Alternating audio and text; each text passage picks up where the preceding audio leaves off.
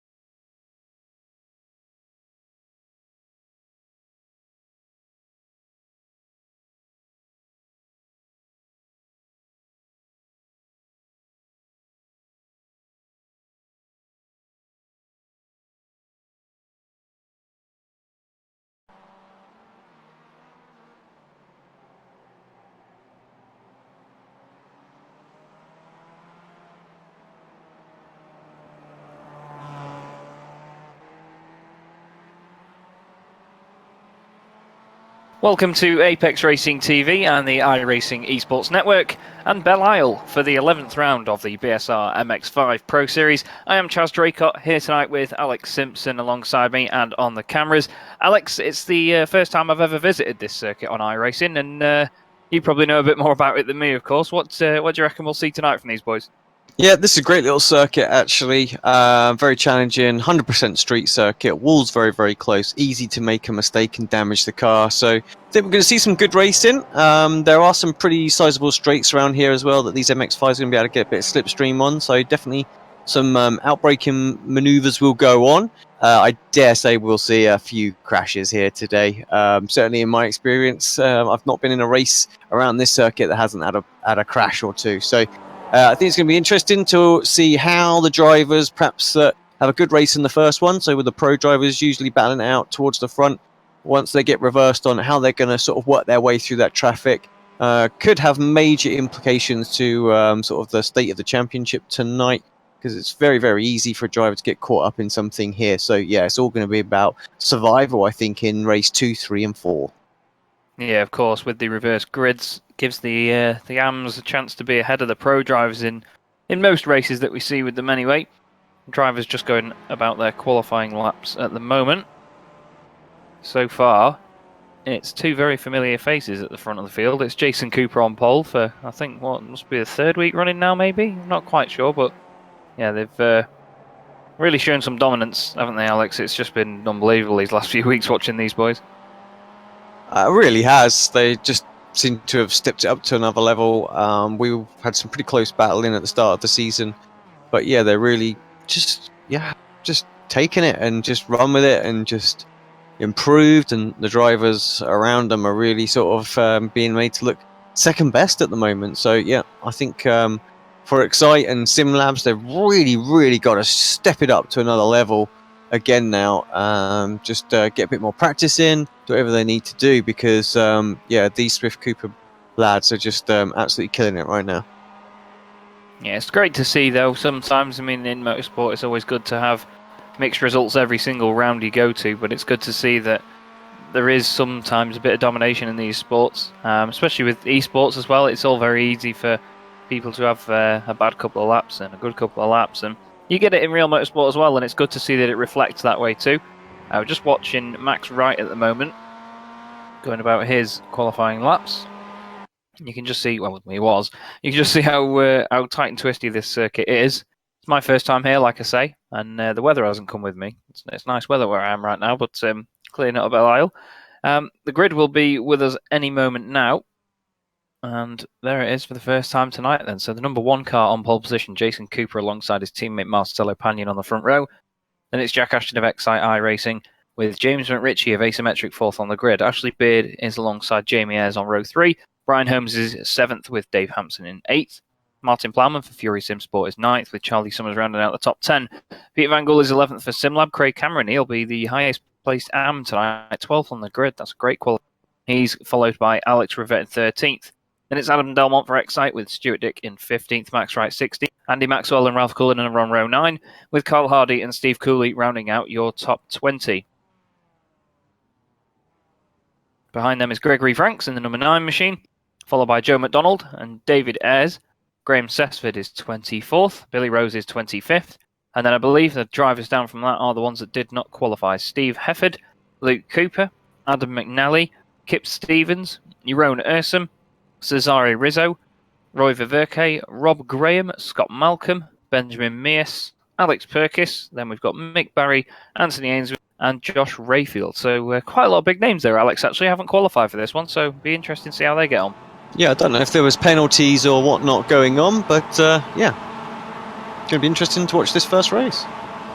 The lights are out and off we go then for the first of 4 races tonight. Looks like a good start from Jack Ashton, third on the grid there, trying to get around Marcelo Pagnon into the first corner then. It's a very fast sort of right-left section. It's very difficult to get right. Pagnon hits the wall.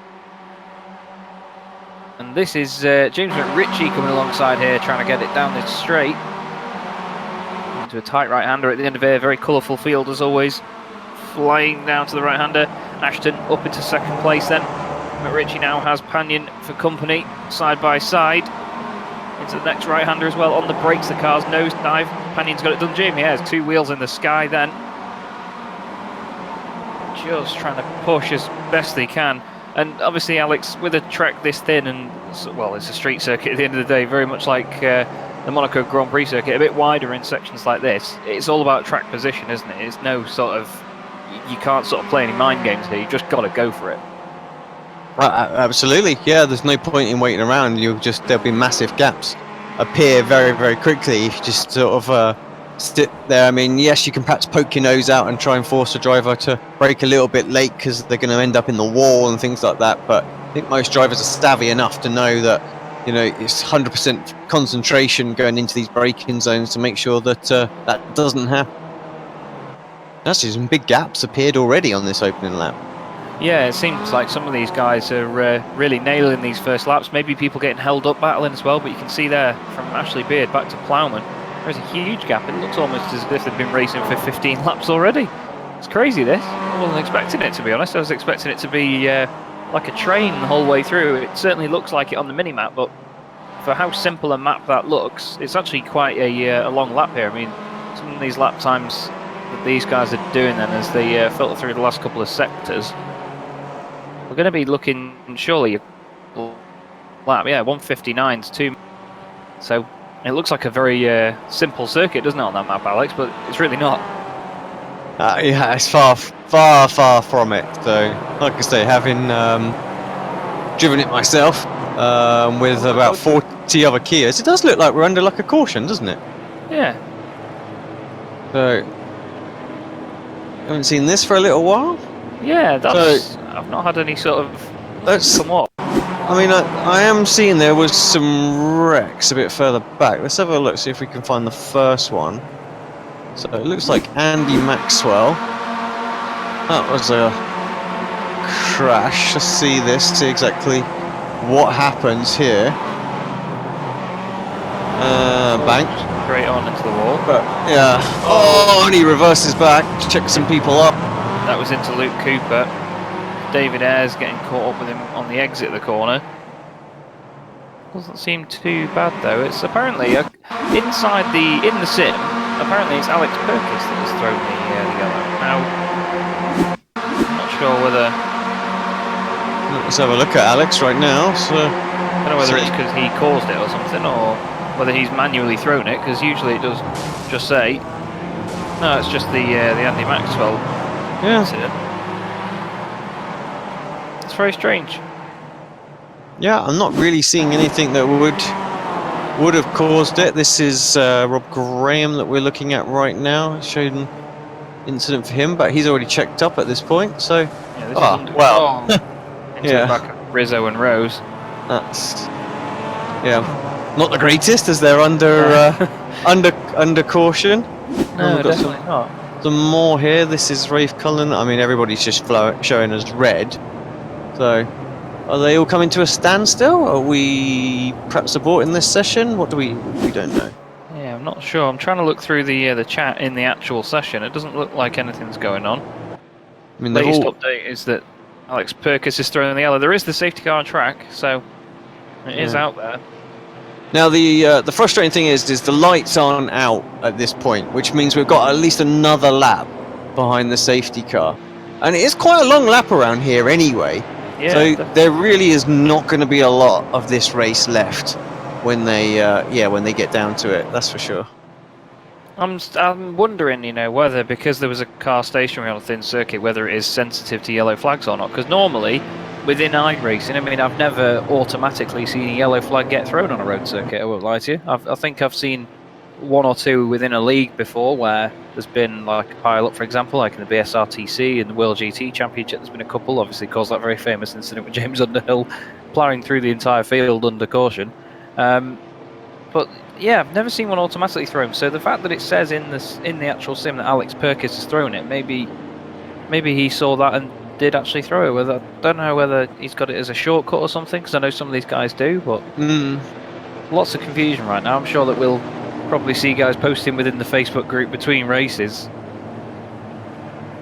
While this is going on, I will take the opportunity, because I'm sure the drivers do watch it back. They might skip this bit on as well. But we have just released a new bit of software that works with our overlay, and it's the ability for you basically to update your driver information. So you can upload a whole bunch of information that our overlay will grab. So that's going to be basically everything from like your name, how you want it to appear, your initials, your flag that you want, your team name. So if there's anything that's ever wrong and you want to override the data that we were given at the start of the season, you can always update it yourself. A little bit of bio information, some news, like websites and social media information and things like that, that we can always reference back as well. So I have just posted that on our Discord for the admins to have a little look at. So hopefully they will push that out to the Facebook group, and you guys can do that. Yeah, you just run the program while the software's running. Jump in the car for a quick second, Alt tab out, update your details, upload it, add a picture, and we'll be able to get some of your lovely mugs on the broadcast as well if you want. We're looking at you, Ellis. Yeah, gotta happen. Although I believe that's got an override on there, so it will. Or it doesn't matter how many times you type Kip or something else, it will always come out as Ellis. Yeah, Oscar, Mr. Wild himself.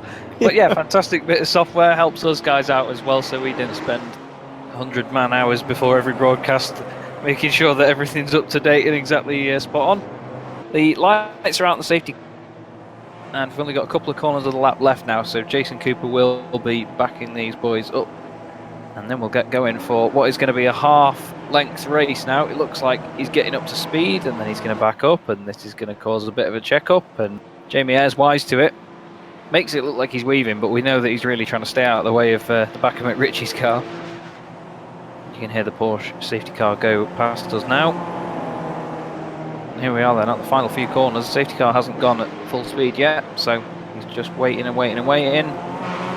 There he goes, foot down.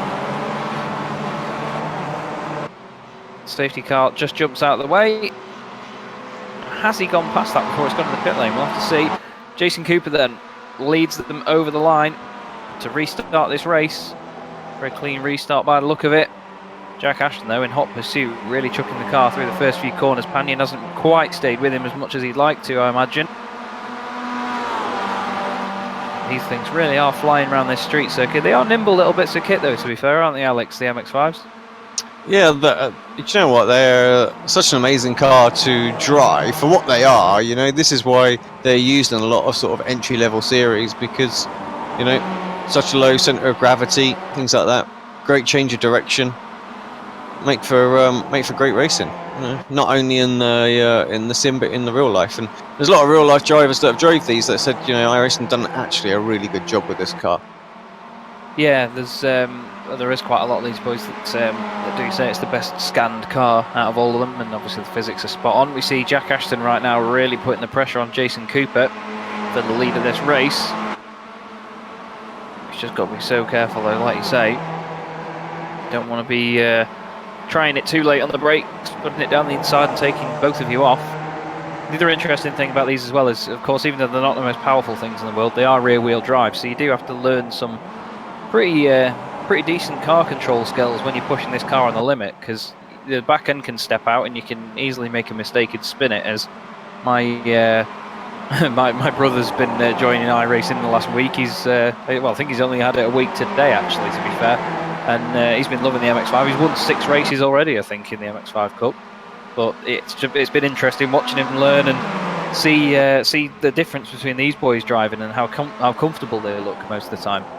As we see now the battle box on the bottom right, Panion is closing right in now. You can see that the gap is pretty much halfway from Jack Ashton to Panion. So he's stuck in the middle of a Swift Cooper Esports sandwich at the moment, Alex, and he'll be hoping to get out of it, hopefully at the front of it soon. There's a good battle in the background as well.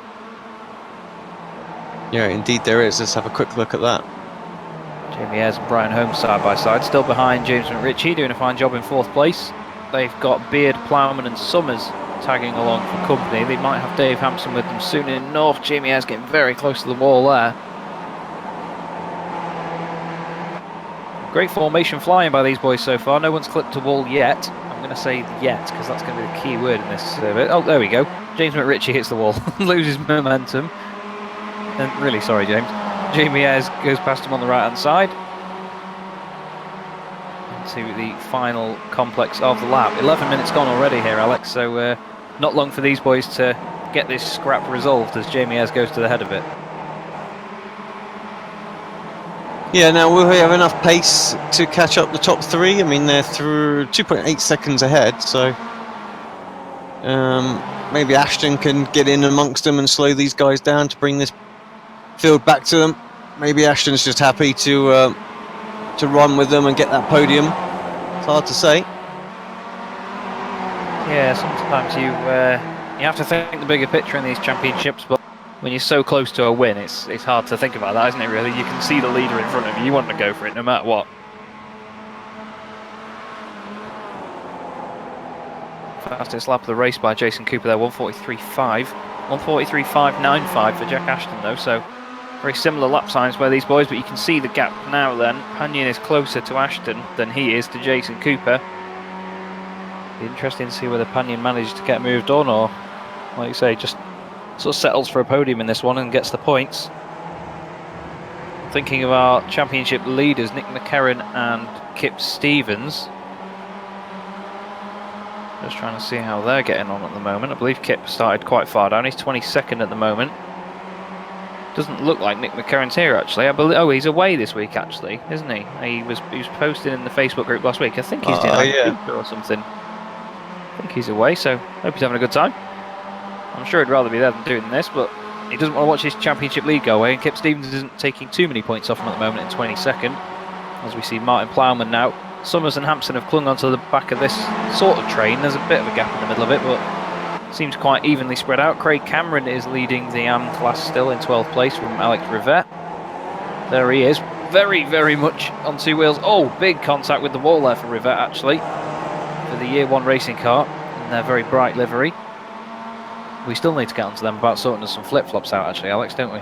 Yeah, we do. Very tight, twisty section there at the end of the lap. Really, really like watching that. That looks awesome. Jamie Ayres has lost a couple of places. He's gone behind Brian Holmes and James McRitchie somewhere on the lap. I think it was that last few corners then. Oh, these boys are really getting close to this wall. I was asking a couple of them if they were going to race in the Chaslington Touring Car Championship on Monday night. They were saying we've got to practice with Belle because the walls are so close. We don't want to hit any of them, and they're not joking. It's absolutely brilliant. Great little scrap here with Brian Holmes at the front of it. James McRitchie really piling the pressure on. You can see Brian Holmes has got quite a damaged rear end of the car. And Ashley Beard as well, looking to make a move on Jamie Ayres. He's looking down the inside. He's actually later on the brakes. He backs out of it. Plowman might have made contact with him there. Oh, Charlie Summers. Low. Yeah, it looks like Summers lost out there, actually. I think he went to go for a cutback or something. With Beard being on the inside, he might have missed out. Hampson behind him. Someone around, I think that might be Ainsworth that's crashed down in 35th, possibly. Yeah, he's got going again now, but I think he's well, I think the car is pretty damaged. It doesn't look like he's going very quickly. He's losing time by the second here, and you can just see there at the top of the screen as Alex has brought up, the little green and blue strips on the left-hand side is the two classes that we have tonight, Pro and Am. You can usually designate them from the windscreen banners that they have, and they do have little coloured highlights in their number boards on the side of the car as well. Not always the easiest to see though. Well, Charlie Summers, despite having so much bright green on the car, is definitely a pro driver, and he's all over the back of Martin Plowman here with what I believe, Alex, will be 1 lap to go as the leaders come to the line. Yeah, I think you're right. Quick look at how the front three are doing. They've just absolutely left the other guys, haven't they? They've flown away at the moment. Have a look at the lap times. It's a personal best for Marcelo Pagnon, 1:43.606, but still not making inroads to the cars ahead of him. Jason Cooper and Jack Ashton, as they were. The only swap between these guys has been that Ashton overtook Pagnon on the first lap, and he's kept it there ever since. Jason Cooper controlling the pace at the moment, though. He's very good with these race ones, isn't he, Alex? He just gets pole and does a bit of a Vettel and drives away. Well, I have to say he's not had it his whole way this time, so... Oh, David Ayres has just dropped down the order quite considerably on the timing screen. Let's have a very quick look at that. Oh, well, his motor's gone already, so let's go back a bit further, see if we can find out where this happened. There's the issue with Ainsworth. At some point, it's going to end... Oh, well, that's exactly what happened. Well. Ainsworth with damage runs wide and then bounces back off the wall, and unfortunately I think he clipped Scott Malcolm as well there. David Ayres' his teammate, so it's 2 result clothing cars for the price of 1 for Anthony Ainsworth there. Mick Barry, Cesare Rizzo and Benjamin Mears are the other guys that haven't completed all of this race. Andy Maxwell down there as well. Luke Cooper as well, 33rd. I think he got caught up in the incident earlier on. But Jason's really stretched that lead out on this final lap here, Alex. And Pagnon's going to be trying to put Ashton under pressure with only a couple of corners to go, though. It's going to be Jason Cooper taking the win in the first race of the evening. Very well-deserved win for Jason on the top step once again. Jack Ashton, great second place. Marcelo Pagnon kept him under pressure all the way to the line. And here's the rest of the rabble. Brian Holmes comes through ahead of James McRitchie, Jamie Ayres, Ashley Beard, Martin Plowman, Charlie Summers, Peter Van Gool in the top 10. Craig Cameron wins the AM category in 11th. Great result. Dave Hampson there finishing 12th ahead of Adam Delmont. There is your AM winner, Craig Cameron. Very well done for Craig. He'll be happy with that for Northern Lights Racing. And here's some of his teammates, Josh Rayfield and Billy Rose, giving Rob Graham, fellow Scotsman, a run for his money. I say fellow Scotsman. Josh and Billy are not Scottish. I just mean in terms of Northern Lights Racing. There they go across the line. Roy Verke, 29th, chasing down Alex Perkis in the 3rd Northern Lights Racing car in a row. They finished just ahead of Joe McDonald. So once again we see good battles all the way up and down the order. There is Luke Cooper in a very damaged car. I'm not quite sure what happened to him. I think he got some contact early on and around he went. Boy, he's fighting that car. Yeah, he's really struggling. That front left is not happy at all. And I'm Put sure it home, and that's the important thing for him, though, of course, because it does mean that he can be put on the front row with the reverse grid wheel. Yes, yeah, indeed. If he gets, if it's a 34, for example, or I can't remember what numbers they are now, but he'll be hoping for something more than 33 anyway. There he goes then, Jason Cooper, first in qualifying in the number 1 car, first in the race. Very well done. Jack Ashton second with Marcelo Pagnon 3rd. We saw that brilliant battle there with Brian Holmes, James McRitchie, Jamie Ayres, Ashley Beard, Martin Plowman, Charlie Summers and Peter Van Gool. They were closely followed by Craig Cameron, Dave Hampson, Adam Delmont, Alex Rivette, second in the AM category with Stuart Dick, and Ralph Cullinan, 3rd in the AM category, ahead of Gregory Vranks and Max Wright in 18th place. Steve Hefford made it up to 19th in a great drive there. Trying to see how many positions he gained, actually. It was quite a lot. Then he had Adam McNally rounding out the top 20. He was another one that started quite far down. Then you've got Carl Hardy, Kip Stevens, Graham Sessford, Steve Cooley, Rob Graham, Josh Rayfield, Billy Rose and Alex Perkis in a Northern Lights Racing trio there. Then it's Roy Verke and Joe McDonald rounding out your top 30. Jeroen Ursum 31st, Scott Malcolm 32nd with Luke Cooper, the last car on the lead lap. And we've got Andy Maxwell, David Ayres, Anthony Ainsworth in 36th, and then the last 3 there, Cesare Rizzo, Benjamin Mears and Mick Barry for Result Clothing. What is with Rizzo recently? Just constantly involved in things. Just can't catch a break. Yeah, there's no escape. Last 3 or 4 weeks, it's just been an absolutely dire. You know, must be must be feeling it. Right, I'll jump in and bring up the reverse grid wheel. Indeed, first time of the night. Straight into it. Let's see what we get. Decent spin. 40th, that's gone. 15th, or will it tick over to -4? It's going to stay on 15th. Small one for the first one of the evening. Wow, a small one indeed. Well, appropriately, Stuart Dick on pole position, Alex Rivette second, Adam Delmont will be third with Dave Hampson in fourth, Craig Cameron in fifth. This is going to be the quickest cut to an ad break we've ever had. I'll be getting my P45 shortly. So if you join me and Alex in about 10-15 minutes time on the iRacing Esports Network, we'll be back at Belle Isle for race 2 out of 4 this evening. Don't go away.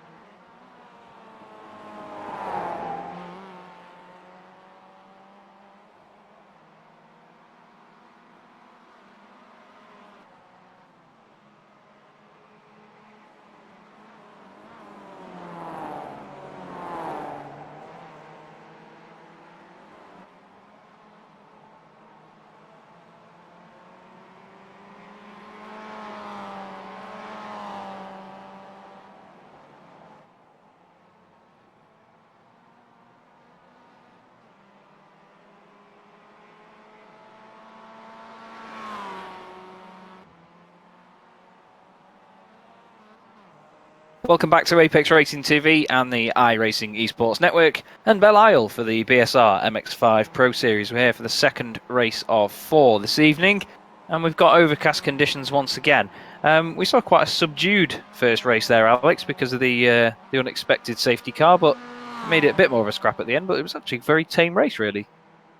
It was, to be fair. Yeah, random safety car, not really anything major going on there. And yeah, what has come out of that, though, I don't know if you saw that, Chaz, but we have the power now. Yeah, so we do. just be prepared.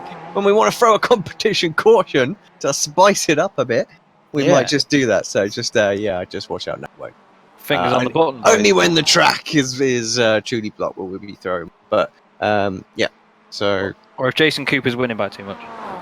Well, yeah, you know. So get your bribes coming in, you know. So not only is it a wheel bribe now that we're accepting, of course, it's competition caution ones as well. So wherever you are, you know, you like to send us the odd little bribe or that. So yeah, keep it coming. Come on. Maybe we should make a behind-the-scenes spinny wheel that decides what lap the caution's going to get thrown on, but only we know. That'd spice things up, but. You see, if I press it during the broadcast and you can hear the random 80s, you know, game, Wheel of Fortune music going on, you lot need to worry, don't you? So this is the Madhouse, ladies and gents. But we're looking forward to another good second race here with the reverse grid. It was only 15, which put Stuart Dick on pole position for this one. And don't forget, after this, we've still got 2 more races on top of that as well. So the night is only going to get more and more exciting around this very tight and twisty circuit. And I actually thought it was a very short circuit around here, but to be fair, these guys taking nearly 2 minutes a lap, so it's anything from a short lap. It just may seem that way to them because of how compact it is. As we see the guys just practicing at the moment, they're 11 minutes into the session. Usually these guys will advance the session, the actual race itself. I think they're just waiting for a couple of guys to make it. And then we'll be ready and on our way. You can see there, it's currently 18 degrees track temperature, very, very low, because there's not a lot of sun getting there. And that'll provide quite a lot of grip for these guys, really, Alex. And obviously they don't have to worry about tyre degradation. Yeah, and of course with the overcast conditions as well, we won't really see the track temperature raise much or drop any kind of thing anyway. It'll stay pretty static through the whole run because it's so overcast.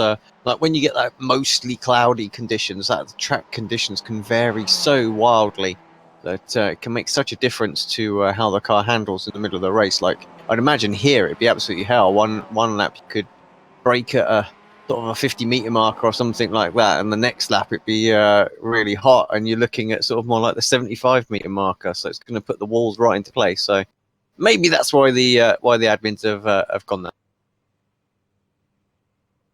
Yeah, fingers crossed that it pays off for them as well and provides decent racing for these boys. There's Alex Rivette, who is going to be second on the grid for Year 1 racing. As the guys just line up at the moment then, we will quickly run you through a couple of them, just to get the... just so you know. So it's Stuart Dick and Alex Rivette, Adam Delmont and Dave Hampson, Craig Cameron and Peter Van Gool, row 3. It's Charlie Summers, Martin Plowman, Ashley Beard, Jamie Ayres, James McRitchie. Brian Holmes is in 12th. Behind him is Marcelo Pagna, Jack Ashton, Jason Cooper, Ralph Cullen and Gregory Vrenks, Max Wright, Steve Hefford, Adam McNally, Carl Hardy, Kip Stevens, Graham Sessford, Steve Cooley, Rob Graham, Josh Rayfield, Billy Rose, Alex Perkis, Roy Ververke, Joe McDonald, Jeroen Ursum, Scott Malcolm, Luke Cooper, Andy Maxwell, David Ayres, Anthony Ainsworth, Cesare Rizzo, Benjamin Mears, and Mick Barry rounds out the grid in 39th. And to answer Dragon Zeron's question, do they do burnouts in this series? You're about to see about 39 little ones as these guys leave the line then. The lights are coming on. And away they go. There's your little burnouts. Stuart Dick leads them away from Alex Rivette. Adam Delmont is going to be one of my picks for this one, Alex, in the Excite Racing car. He's a very, very quick driver. He's got a couple of the pros with him there as well, in the likes of Dave Hampson, Peter Van Gool, Charlie Summers as well. So they could maybe make their way through here. And, well, if they get the overtakes done at the right time, they could easily win it. Of course, it was a small reverse grid, though, so he's got, Cooper and Pagnon and Holmes. They're only, sort of 12th, 13th, 14th, so you're going to have to get a move on with it pretty quickly. Of course, we're going to spin up. Oh, that was, I think, that was one of the Swift Cooper Esports cars. It was Pagnon into him. He's on his roll cage, completely upside down in the middle of the road. Now, any other time we would say that would be a safety car, but of course he's escaped out of the sim pretty quickly, cleared the track, and no one else really did in that. So yeah, we got very lucky there, I think. no need. Yeah, we almost had to throw it straight away, didn't we?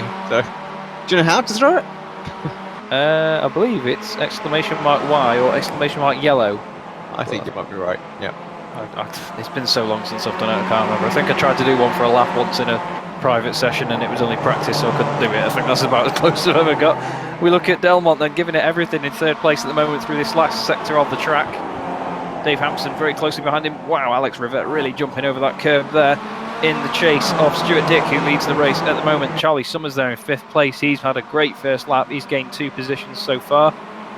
Biggest mover, Benjamin Mears, 10 places gained so far. Really good start. Importantly, Kip Stevens is down in 29th place. 38th place. He's in the number 29 car. Adam McNally has had damage as well and is further down the order. So, a championship rival here for Nick McCarron, who isn't here tonight, is actually having trouble down there, Alex. Yeah, I'm not sure what's gone on for Kip, but yeah, I dare say he'll pick up over the next couple of races and still get a good couple of points still. Yeah, he's one for consistency, to be fair. It's well, no one's invincible from getting caught up in incidents, to be honest, are they? Just having a quick look, and no, unfortunately, Josh, Alex Rivette is not related to Paul, as far as I know. Interested to see how he got on. If he was, we'd definitely have something to sort of compare it to in terms of his dad's triumphs in the Clio Cup. As we just see now, Hampson and Summers swapping places. Summers doing a great job to get through. Beard is the car that's behind them further down the order. But Rivette leading the way in the AM category at the moment, Alex, by quite a considerable distance over Ralph Cullen. And we've got to think that now that Craig Cameron's been sort of taken care of, so to speak, he's just sort of got to play the long-term game here in the bigger picture and just play it safe, really. Because, Stuart Dick with an absolute belter of a moment there. That was on 2 wheels, then sideways. He's overheated the rears. And then damage. It goes. I think he just damaged that rear there. He just hit it, and bit of suspension in there, and he just couldn't hold it together. And Rivette now leads the race, of course. So never mind taking it easy. Go for it, son. Leg it. Try and get away from Adam Delmont. But that's easier said than done. Adam's very quick, and there's always an Excite car somewhere near the front of the field, and he's the one that's doing it for them tonight. Summers, Hampson completely sideways. What a great shot that was. Hampson giving it everything through there, kicking the rear end out. That's the end of lap 3, then on to lap 4. And Alex Rivette still leads the race, doing a fine job. He's actually done the fastest lap of the race as well, 1:44.7. Very well done. Just going on a bit further back, let's have a look.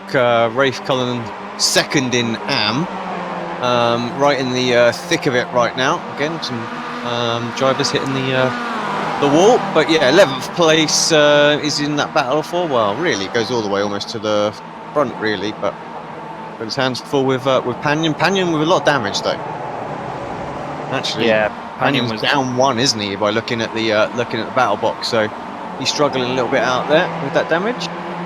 Yeah, he was the one that hit Craig Cameron, unfortunately. It was not very well. He wasn't. He didn't have long to react to it. To be fair, he just came out the corner, and then there was a car in the middle of the track, completely sideways. It's and upside down. Don't forget that.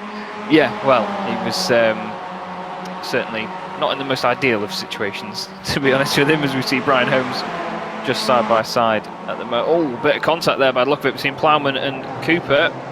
Plowman's got a very damaged front left on that car already. Oh, a bit more contact. Squeezed against the wall.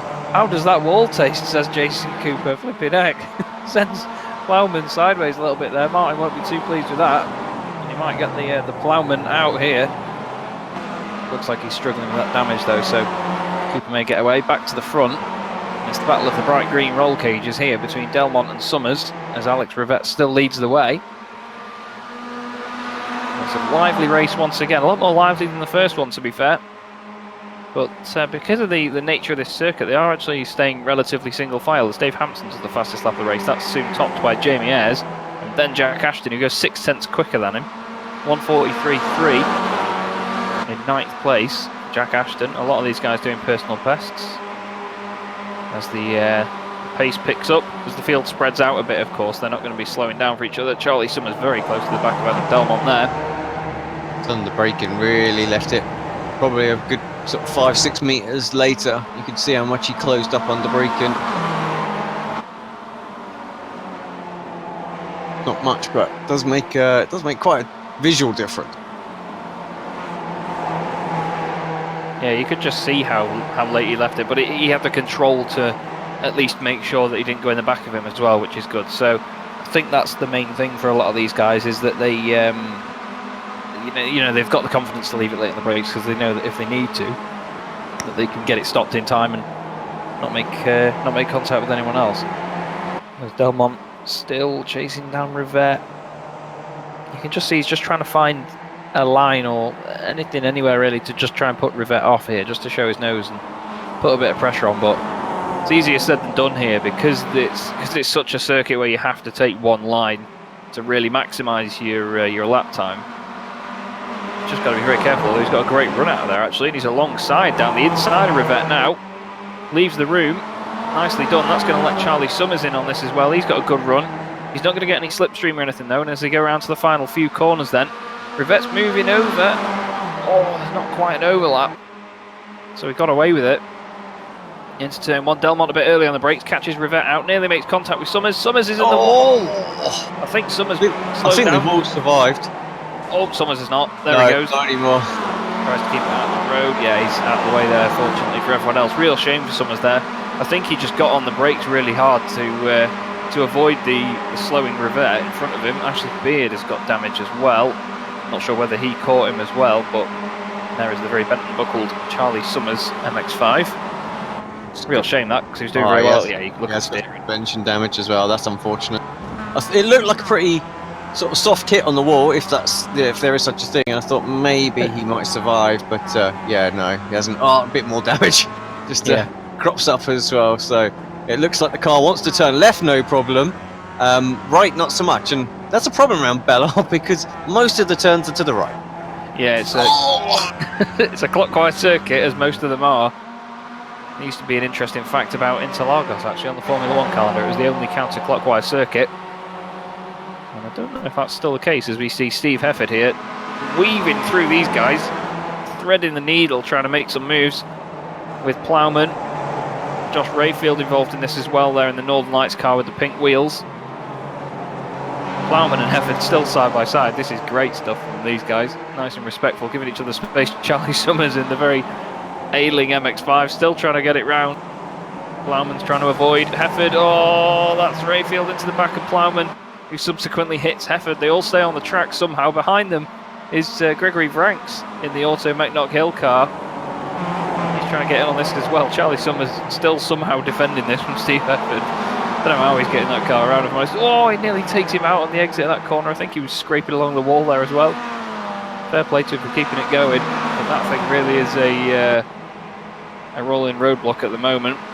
Josh Robbins in the chat very well pointed out that COTA is anti-clockwise, and I don't think you'll agree with me, Alex, but I'd rather forget that COTA exists. Yeah, I think Singapore as well is also yes, clockwise. Yeah, so there's a few now. Yeah, and they started copying Interlagos, and of course F1's moving away from Interlagos, which is really sad. And little now. Disqualified as well. Oh no, he's back. Just a little blink. No, he has gone. Yeah. So yeah, that was, that's the end of Martin Plowman then. Just making contact with. There is an incident limit in this series, just in case the viewers were wondering. So yeah, there's get disqualified. Confirmation of it as well. Definite confirmation. Alex Rivette still second, defending from Dave Hampson, doing a great job at the moment. Second overall, leading the AM category by some distance, and Jamie Ayres, Hampson's SimLab teammate here, is getting held up, and he has James McRitchie and Jack Ashton and Jason Cooper for company as well. So it's not like that's an easy list to hold back in a racing scenario. But Alex Rivette doing a great job, really good job for him at the moment. Got a couple of laps to go. Adam Delmont leading the way though, and he's making a bit of a run for it at the moment.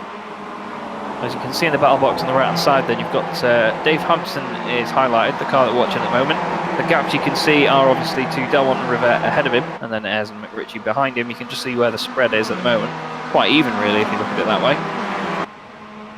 But he's hanging on there for a podium at the moment in the Triple Eight machine. 3rd place overall.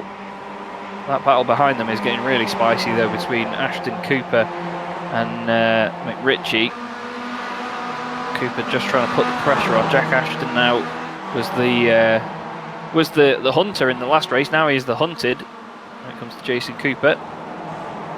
He's giving him space on the left-hand side there, trying to maximise the run through that corner. Jamie Ayres trying to avoid. Oh, Alex Rivette's going slowly there. I think he may have had a bad exit out of that corner. Maybe a bit of damage on the front left, actually. It looks like he's clipped the wall. He's He's gone losing board. places. Hand over fist now. Oh. That wall was very quickly coming up to us then. This just shows you how tight this track is as well. There's definitely damage to this car. The steering's not quite straight, I don't think. But that front left is definitely damaged. Yeah, losing a bit of time on the straight here. So like you say, just enough just to slow up the momentum of the car a little bit. Demonic Gaming has confirmed as well that Baku is counterclockwise. So Yeah, I it is. did wonder about Baku's. I think Jamie Ayres just clipped the wall ahead of us as well. McRitchie's doing a great job so far tonight as well, isn't he, Alex? Putting a lot of pressure on. Big bit of opposite lock from Rivette there. Just shows you how hard these guys are pushing despite the track being so narrow and twisty. I think I'm going to have to start doing laps around this place because this looks like a whole lot of fun. The car's slow as Kip Stevens. Yeah. Thought it was I have one to of say, the, I like the new relative mode. That helps us point out who the back markers are. yeah, definitely. Yeah, it's very good. I like that. Pascal for that upgrade. For Yeah. software developer over SDK Gaming. He's made all of this possible. This wonderful, wonderful bit of software that we get to use. Dave Hampson now up to 2nd place, of course, at the expense of Rivette before. Jamie Ayres still putting the pressure on. It'd be good to see a SimLab double podium here, Alex. They've, I think, well, they'll probably get sick of us saying it, but after the domination of the last few seasons that they've had, they've not really been setting the world alight in these last few, have they? Well, no, that's fair to say. Although what I will say, I'll say nothing. Well, Dave Hampson in the wall, unfortunately. Runs wide, damages the car slightly. Brian Holmes at the back of this train now. He is following Jason Cooper. Rivette, I think he's trying to help these guys go through. Oh, as he's made contact with Beard. Cooper in the middle of it now as well. I think Rivette just ran wide there, you know, or either that or I think he thought that Beard backed out of it, but he's still at the front of the pack. But sorry, it's not Beard, it's Ashton. Ashton's got damage, and now Holmes is trying to get through as well. So is Jason Cooper, nearly 3 wide. It looked like Brian had the overlap then, that's all. I thought they were going to make contact. I think if it was anyone but his teammate, he'd have done it. But the fact that it was his teammate decided not. Oh, did they not make contact there? Jason Cooper nearly hits the wall, and as he swings back round to the right, Brian Holmes is nearly there. We go on board now to see the chaos from Brian's point of view. You can see his teammate Ashton trying to just get past Rivette in front just to get away from these pair. But Jason Cooper is so smooth around there. And Dave Baker is making more of a fool out of me, thank you. Imola and the Istanbul circuit in Turkey were also counterclockwise. But they're not in F1 now. Yeah, that's true. Thanks, Mr. Baker. We're talking about current circuits. Come on. It's Dr. Baker. Thank you. Glad to see you watching, Dave. Pleasure as always. And of course, don't forget you can check out Apex Racing TV on our own YouTube channel as well. We are also streaming to Facebook and Twitch quite regularly as well, covering multiple series. We have a good laugh doing it as well, so we hope that you enjoy our streams in future as we're going nearly 3 wide here. Rivette, Cooper, Ashton. I think Cooper might get it done. Ashton's looking the favourable one at the moment. Rivette runs wide. Cooper nearly makes contact. Brian Holmes tries to get a good run. Into the back of him he goes. Doesn't quite work for Brian there, unfortunately. Oh, as Ashley Beard clips the wall. Brian Holmes down the inside. Nearly making contact with Rivette. Good battle, but I've got to just switch a little bit towards the front because, well, for a moment, actually, Ayres had caught quite a bit up on Delmont. They're only 7/10 back, but now back up to a second, so a good sector for Delmont. He should be good. The remaining half a lap to go. Kind of glad we went away from that then. That was giving me palpitations. We've got Delmont then, only a couple of corners to go. Jamie Ayres now, of course, second after Hampson made contact. Oh, McRitchie! McRitchie, no! I think he's going to be alright. Yeah, he's going to keep fourth, I think. Should be alright there. But here is Adam Delmont then, out of the last corner. Down round to, well, it's not quite as straight, is it? He will go. Full throttle. And he'll be very relieved to see the end of that one. Great drive by Adam Delmont, takes the win in race 2 of the night from Jamie Ayres. Dave Hampson is going to finish 3rd. McRitchie is going to hold on to 4th. Jason Cooper, great drive up to 5th place there. Ashton 6th. Rivette wins the AM category in 7th. Ryan Holmes eventually coming home in 8th. Ashley Beard 9th. And Peter Van Gool will round out your top 10. We've got 3 of the Year 1 racing cars here. One of them of which I clearly haven't done a decal layer for, unfortunately. That is Andy Maxwell. And he doesn't have a personality disorder, don't worry. He's just got a number 5 on one part of the car and a 19 on the other. And they're going to cross the line in formation here. Sesford and Maxwell. Very well done for those boys. Top 20 finishes, they'll be happy with that. And they're very brightly liveried cars. Luke Cooper, another disappointing race for him now. It's a bit of damage limitation tonight, but not the... well, it's not that way according to the state of that car, Alex. He's having a rough time this round. Yeah, you got to keep finishing. That's the important thing, though. That's what clocks up the points, and that's how McLaren got to the lead in this championship. So, keep doing that. That's the important thing. If you have an incident, right? Who are we waiting to cross the start-finish line? There's a couple of people, I think. Yeah, I think David Ayres is still out there. There he is. Just coming around the final corner now to cross the line in 29th place. Result clothing. And he's going to get that car stopped ASAP and get out. Kip Stevens. He's always the joker, is Kip Stevens. And he's going to be making us wait a while for this, I'm pretty sure. 31st overall currently. He is in a Swift Cooper Esports livery. Nothing swift about that, though, is there, right now? No. He's not going to pull over there, sure. He's gone in the pits after all that as well. He's slowing down for the line and everything. There he is. Finally across the line. Thanks, Kip. Brilliant stuff. And there are the rest of them. Actually 0.2% away from the line right now. Oh, he is. Wait for it. Hey, there we go. Kip Stevens crosses the line, and that will give us the end of the race, so we can bring you the results. Adam Delmont takes the win in the second race of the evening, ahead of Jamie Ayres and Dave Hampson for SimLab. James McRitchie holds on to 4th. Jason Cooper 5th place. More strong points finishes for him. Jack Ashton 6th. Alex Rivette, as we said, wins the AM category there. Very well done. Brian Holmes in 8th with Ashley Beard 9th. Peter Van Gool in 10th. Marcelo Pagnon recovers to 11th, though, despite that incident, Alex. That's a fantastic drive, to be fair, isn't it? Really? Don't know how he's done that. Max Wright 12th then. 2nd in the AM category. Ralph Cullinan, another podium in the AM category. Steve Hefford 14th. Good drive from him. John Rayfield is in 15th. With Benjamin Mears, Gregory Vanks and Roy Viverke, the 3 Belgian teammates there together in 16th, 17th and 18th position. In 19th will be Graham Sesford with his teammate Andy Maxwell in 20th. Adam McNally is 21st, Steve Cooley is 22nd with Rob Graham in 23rd. Luke Cooper comes home in 24th, as we just saw then, just ahead of Billy Rose in the Northern Lights racing car. Joe McDonald is 26th, Scott Malcolm 27th and Jeroen Ursum 28th, David Ayres 29th. And the cars not on the lead lap are Alex Perkis, Kip Stevens, Charlie Summers, Anthony Ainsworth. I don't know who the other few were. There he goes. Cesare Rizzo, Martin Plowman, Mick Barry in 36th place. Stuart Dick, Carl Hardy, and Craig Cameron. Of course, Stuart was our pole sitter as well, Alex. So, real shame for him not to get a good result out of that one. Yep. Yeah. Just the way it goes, isn't it, sometimes? And yeah, apologies for that's a quick slip of the finger, and it went on to the next page. Right. Second time of the night, then. That's weird. In the interval of the break, it switched over to full -4. So, right. Who is it going to be? I didn't nudge it, I promise. Well, scrap the results, we'll do it again. Right, here we go.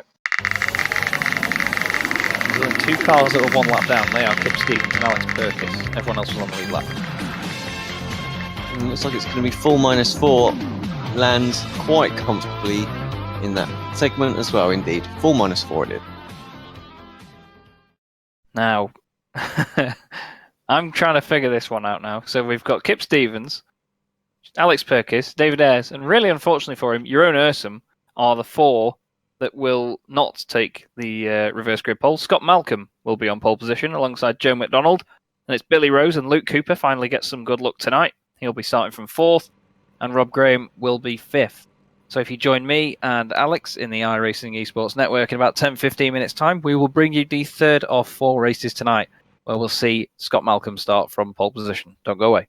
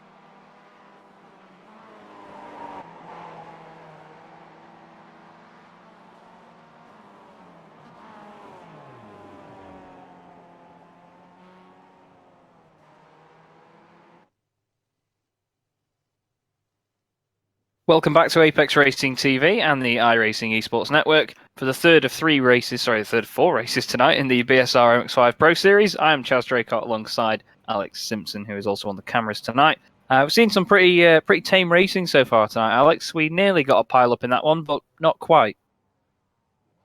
Yeah, well, it was, like you say, it was extremely close for a minute there. I thought we were going to have to crack out the safety car again, but in the end, yeah, just everyone managed to avoid it.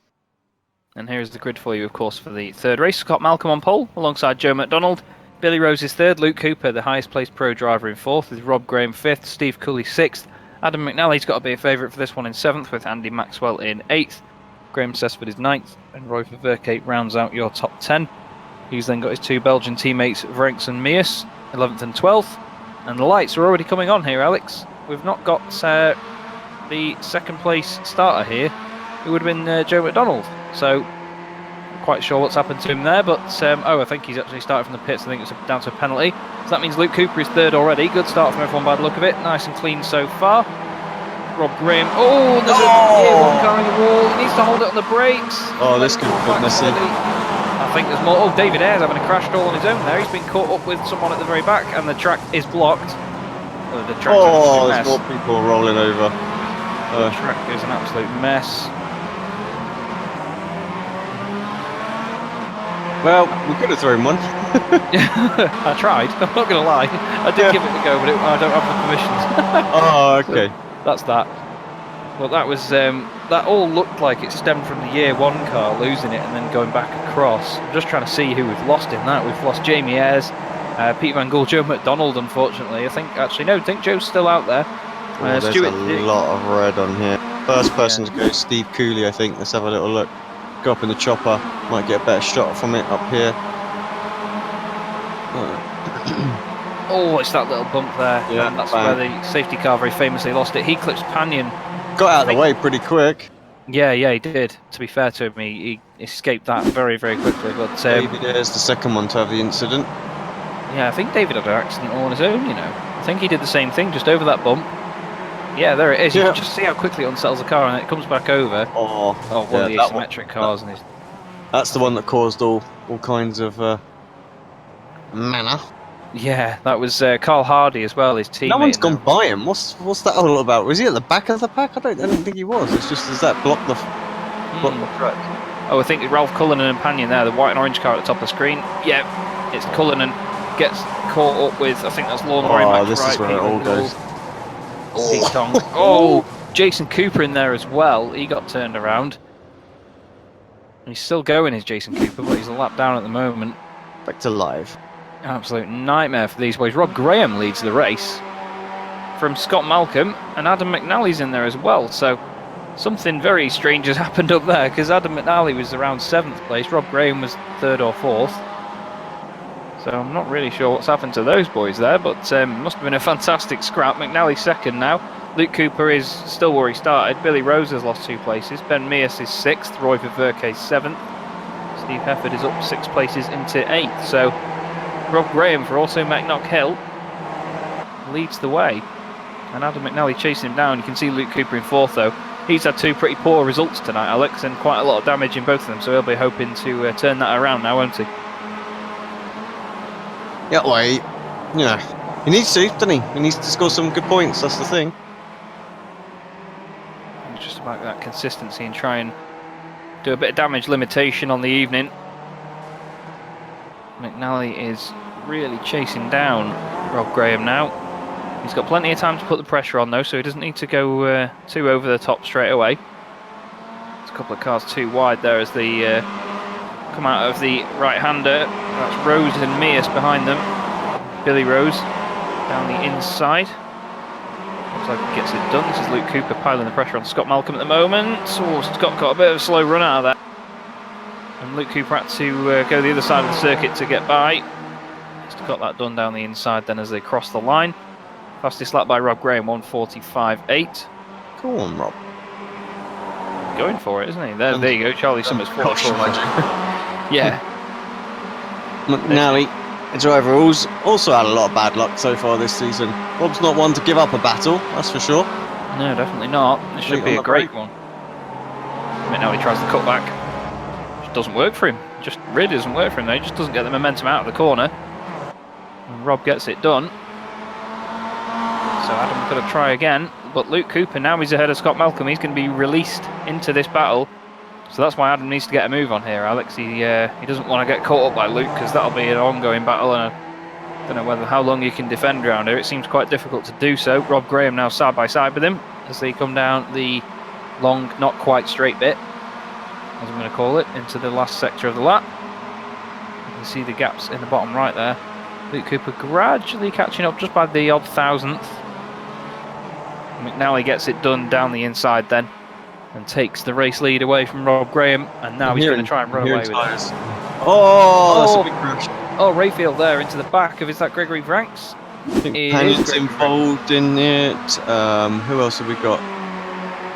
Billy Rose involved in it. That's Hefford ahead of them. Oh! Wow, that's a big hit.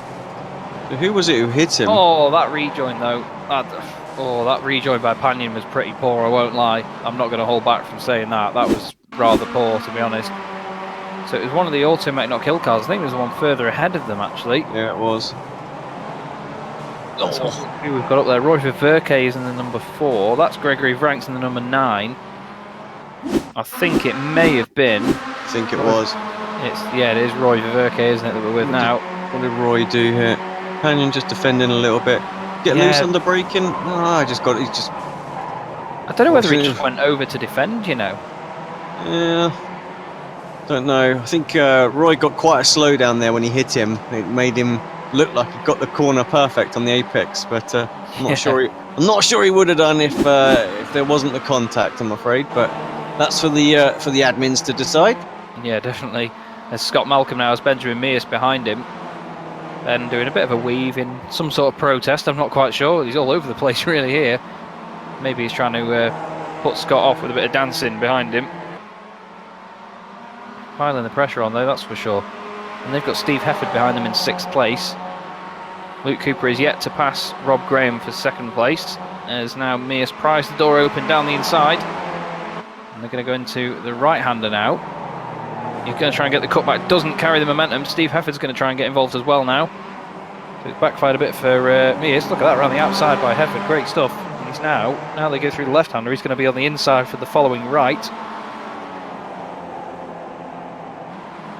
Nicely done by Steve Hefford, that puts him ahead of Ben Mears. Ben's going to try and get the cutback, that's a nice little shot with the sunset behind it. But Scott now is getting away because of this little scrap actually. He's going to open up the gap slightly. Although the guys behind carrying a lot more momentum through that section there. Steve Hefford has got the run by the look of it. He's going to try and get alongside as they go for the line to end lap 4 and go on to lap 5. Steve down the inside. Yeah, nicely done that. Very and Mia's trying to capitalise on it as well, but yeah. Malcolm's still there. Oh, they're 3 wide. Brian Holmes, really opportunistic stuff there. Hefford on the inside. Fantastic. I thought there was going to be contact then with Mears and Holmes. Verke on the outside now as well. This is a great little battle between these guys. No one giving an inch here. Oh, Scott Malcolm loses it on exit, unfortunately. Drops a couple of places. Josh Rayfield going through there as well. I think Charlie Summers was another beneficiary of that. And Steve Hefford leads that battle then. From Holmes, Mears, Verke, Beard, Summers. Good list of names there. To be involved in one scrap as well. It looks like in the background Steve is just getting away from it here. Mears has his teammate Verke behind him now. Ashley Beard on his right hand side. Squeezing Ash over to the right. Ash is going to be on the inside for it though. Looks like he's going to get the job done. He's not completely got rid of the overlap though. Yep, there we go, he's done it. Mears, a little bit of a drift there. I think Brian Holmes may have clipped the wall. Benjamin certainly did after that. This is great fighting by these guys. They're giving everything they've got. Great fighting. Rob Graham still trying to hold on to 2nd place. It's automatic cars everywhere we look at the moment. These guys are doing a great job on this one. There they go then, flying. Oh! I heard a contacty-like noise there. I'm not sure whether that was from somewhere else on track. Possibly Mick Barry. I see Mick Barry maybe crashed. Let's take a quick look, see if that was indeed Mix. Actually, Mix crashed a few times in the last. He's got a very broken car. Could well have been him. Yeah, lots of contact. Something not quite going right there for Mick Barry. Adam McNally, race leader there, as you just saw. Rob Graham second. Still defending from Luke Cooper. And anyone that's raced with Rob before in the BSR and other leagues will know that Rob is a very valiant defender. No matter who you are, he'll have a scrap with you. He does love a good battle on track. So he's keeping up with it at the moment. And Luke Cooper can't find a way by. We'll be happy with a podium nonetheless. Brian Holmes has got past Steve Hefford in the battle behind this as well. But one thing really to take from tonight, Alex, has just been how spread out these battles have been, actually. I'm quite surprised in the amount of gaps that we've seen in the top few positions. Yeah, I agree. Actually, I'll bring the mini-map up now, just so we can sort of see that. I mean, there's still that relatively large snake in the middle of the circuit, but yeah, the front few seem to be little pockets, doesn't they? So just break away. So yeah, and not the same drivers every time either, as well. So yeah, good mix. And I think that's just the nature of the circuit. It is very difficult to overtake in places. You know, so you can defend quite hard if you can get a good run off of those few key corners, namely sort of coming out of turn 2 and onto that sort of back, you know, not straight section. yeah. You can defend quite well. And Charlie Summers is dropping down the order on the left-hand side there. I'm not quite sure what's happened to him. He's down to 15th, 16th place now. Not sure whether he's had a spin and got going again because he's on one of the fast parts of the track. Got in the pits. So I'm wondering if he had some, he's got like a slowdown, or sorry, not slowdown, a meatball or something. Had to come in. 2 laps to go. Should be able to get there. So we're on the outside here of Graham. Graham squeezing, not giving a night through him at all. Just need to Cooper. Just hope he doesn't get run into. Oh, like you said, so close. Darts across. Still nothing can be done. Rob Graham still stands his ground. Brilliant. Yeah, McNally loving this because he's 6.2 seconds in front now, so pretty clear up front. Assuming he doesn't make a mistake himself. And as he would say. Craig Cameron, I must say, 27 places gained in this race. What a drive that is from Craig after he got caught up in that incident in the last one. He's not on the podium, unfortunately, in the AM category for this one, but that's a hell of a drive. To be fair, Martin Plowman as well, he's gained 24 places, so it's been very, very well for those boys. Rob Graham a bit out of shape there. Tail happy MX5. Still holds the place though. 2 laps to go. It's like Senna defending from Mansell, this is, back in Monaco. What a fantastic race that was. Oh god, it was unbelievable. And of course, today, shame to hear of the passing of Nicky Lauda. Real loss to the world of motorsport. We just see Rob Graham now. He's really, I still don't know how he's defending this so well. He's gone to the inside now. So he's going to make Luke try and hang it around the outside. And of course, he's not going to be able to carry the momentum into the second corner then, which he can also put it on the apex for. It's just, if I'm honest with you, it's a masterclass of defending at the moment by Rob Graham. He's going to hug the wall on the inside. So he can't go down the inside into his right-hander as well. He's got a good run though as Luke Cooper. I may have just jinxed it for Rob. But again, he's the one on the optimal line. Gets it turned in. Nicely done. There he goes. Doesn't lose any time. It's great. Yeah, Brilliant job. He's nailing the apexes, like the braking as well for him. That's what's making it very, very difficult for Luke. You know, if you brake a tiny little bit early or just a little bit late, then there's an opportunity. But you know, Rob's absolutely nailing it every time. So getting good drive off the corner, not much you can do. No, and every so often, of course, Luke's getting the slipstream, but it's not doing a massive amount for him, to be fair. So he's it's not as if there's a slipstream like we get at somewhere like Road Atlanta or... He has got that Road damage Tracker. as well. Let's not forget that Cooper has got a bit of damage on his car, so that will be hurting his straight line speed. Yeah, but of course. yeah, this is what street street circuit racing's all about, really. You know, fend Yes. hard and you can hold on to it. Certainly, and Rob Graham doing a great job of that at the moment. Gets a good run out of there. Defending over to the right on Luke Cooper again. Luke still nowhere to go. Holmes is coming as well, so he might even be there on this last lap and Cooper's going to have to be careful. Into the wall again. A bit more damage on the other side of the car now. Maybe it'll even it up a bit. Oh, Rob Graham a bit sideways out of there, though. It's going to kill his momentum, but I don't think Luke's going to be close enough. After speaking to Steve Hefford a while ago, he did confirm to me that the front of these cars are made of cracker bread. So if you do get the slightest tap or a bit of damage on any of the front corners or anywhere on the front end, really, you lose a lot of straight line speed. Handling not so much affected unless you actually clip the wheels and knock the steering out, but yeah, it's a bit of a nightmare if you damage the aero on the front. But yeah, like I say, Brian Holmes is right there. We see Jason Cooper here and Ashley Beard side by side. This is for 6th and 7th place. A little bit of a door knock there. Oh, how he didn't go in the wall there, I don't know. That was really well done. Ashley Beard still on the inside. Still a tiny bit of an overlap. They've got to be so careful not to put each other in the wall here. Very easy just to miscalculate it while you're battling like this and put one another in the wall. Jason Cooper sliding around all over the place. Sliding around on exit. Beautiful drift, and that's going to bring Josh Rayfield into this as well. What has gone on? We flicked away for just a split second, and it's Brian Holmes in second place from Luke Cooper, Ben Mears and Rob Graham. What's happened to Rob Graham? We'll look back after this run's finished, I think, because here comes McNally. Where is he? Yeah, he's just got a couple more corners to go. That's a real shame, that. He's doing such a great job. I'm not sure whether contact would have occurred. We'll get it back on a replay after this. It's such a shame because he was holding on for so long, and he's actually going to lose the win because of it.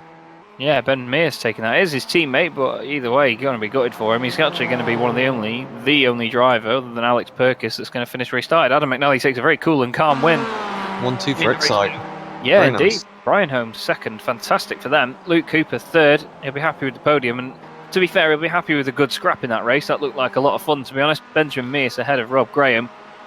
Another Excite card in Beard in 6th. I tell you what, they've scored some good points there. As much as we were bigging up Swift Cooper at the start of this one, Excite have pulled it out this one. So banged a load of points in there. Just going on a bit further back. Wow, it's all finished. Yeah, that's a damaged car from Marcelo Pagnon. That's an absolute mess. Let's have a look at this replay though and see exactly what happened. Is this the one? I don't think this is what we're looking for at all. This is Brian Holmes then following Luke Cooper and Rob Graham. So there's Cooper up the inside. Oh wow! Yeah. Wow! How did Graham get that car to the end? We'd probably have to see that from above. It looks like a very damaged car as he gets it going again afterwards. I have to say, I think words will be had from Graham on that one because he defended well and didn't deserve that. Just in there, although I don't know. He was alongside as he went in. He was, and he didn't really use any more than just the inside of the circuit, did he? So he got to leave the room on the outside as well. Yeah, it's a tough one that because he wasn't quite on the apex, but he wasn't completely running Rob Graham out of room either. It's tough to well, it's tough to even say it. Apparently, if you're me, it's tough to call that one. But that's where Holmes got by into second as well. Yeah, again, I'm glad the admins are looking at it. Not they can make the decision. I couldn't call that. Definitely not. But another exciting race, though. I'm still very surprised at how tame these have been, really, compared to what you'd expect on a street circuit like this. But there you go. Adam McNally takes the win from his teammate Brian Holmes. Nice 1-2 for them. Swift Cooper Esports, Luke Cooper is third, Ben Mears fourth, Rob Graham fifth. Ashley Beard is sixth, with Jason Cooper another high place finish there in seventh. Martin Plowman is eighth. He's done very well tonight. He's quite under the radar. Josh Rayfield third in the AM category, ninth overall. Steve Hefford is 10th, Craig Cameron is 11th, Kip Stevens is in 12th. Then you've got Adam Delmont, Marcelo Pagnon, I don't know how he got that car to the end. James McRitchie 15th, Andy Maxwell 16th, Graham Sessford in 17th, with Jeroen Ursum in 18th. Dave Hampson is 19th, with Roy Verke in 20th. Then you've got Charlie Summers, Cesare Rizzo, Joe McDonald, Scott Malcolm, Anthony Ainsworth, Mick Barry, Billy Rose, Gregory Vranks, and Alex Perkis, with Steve Cooley finishing 30th. And then cars that are, 9 laps or more down. These are obviously caught up in the first few laps, or the first lap incident.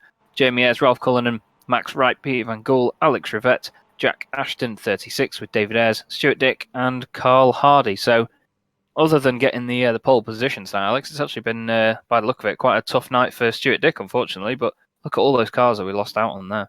Yeah, crazy. Difficult to avoid it all, wasn't it? That's the trouble with the circuit. Everyone just bounces back into onto the racing line. Nothing you can do. No, Right. It's very, chaotic. Final time tonight, then, I believe. This wheel spun. And of course, the final race of the night will be under lights as well. So that's going to be scary. Yeah, it should be. I don't know how it's going to light up at all. Right, here we go then. Give it a spin. Yeah, pretty decent spin. Keeps on going. -1, 40th ticking by. Could be another small one if it makes it. It's not going to make it. It's going to stay on 40th, which is effectively going to be a 4, I believe. And to be fair, out of the 39 cars that we have tonight, only 23 of them will be reversed. But that's going to put Joe McDonald on the front row of the grid, alongside Cesare Rizzo. Very interesting second row of the grid in Charlie Summers and Roy Verke, with Dave Hampson in 5th. So for the final time tonight, if you join Alex and I on the iRacing Esports Network in about 10 minutes, we will bring you the 4th and final race from Belle Isle in the BSR MX5 Pro Series. That's going to be under lights. Don't go away.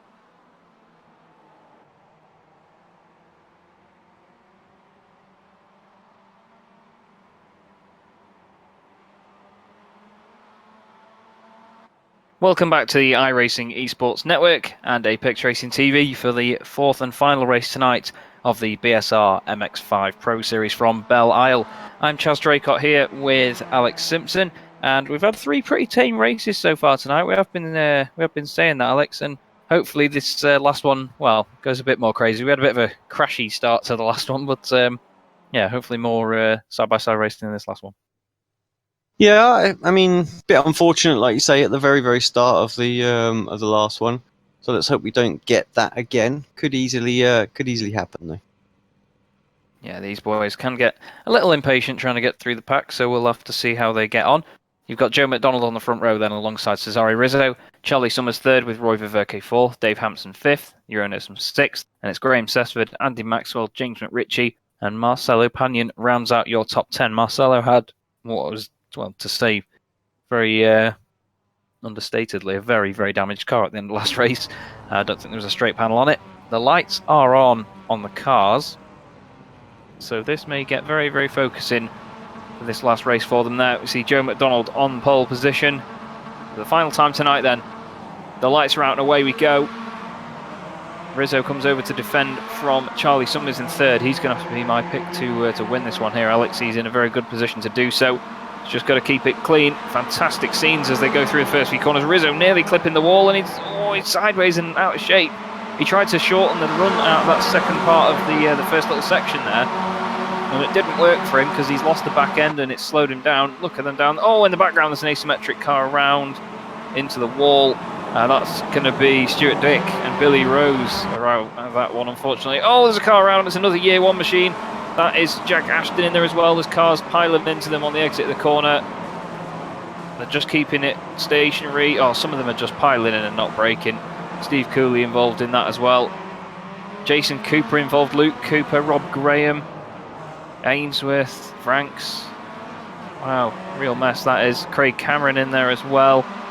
But back to the front, Hampson chasing down. What the? Look where Summers is already. I was just thinking, surely that can't be Viverke in front of him. That's the race leader, but Charlie Summers is gone. He is absolutely taken off. 3 seconds clear. I don't know how he's done that. I saw Viverke in front of them and I thought, no, surely Viverke's not up there because that's the race leader. But yeah, it genuinely is Viverke because Summers is just on another planet. So Hampson third then for SimLab. James McRitchie is the next pro driver in fifth. Joe McDonald splits them. He's fourth overall. Oh, car making contact with the wall there. I think that might have been Adam Delmont ninth in the Excite car. That's visual recognition for you. Dave Hampson in third place then. He's going to want to get past Viverke and see if he can chase down Summers, but that's a lot easier said than done by the look of it at the moment. Alex, he's just checked out.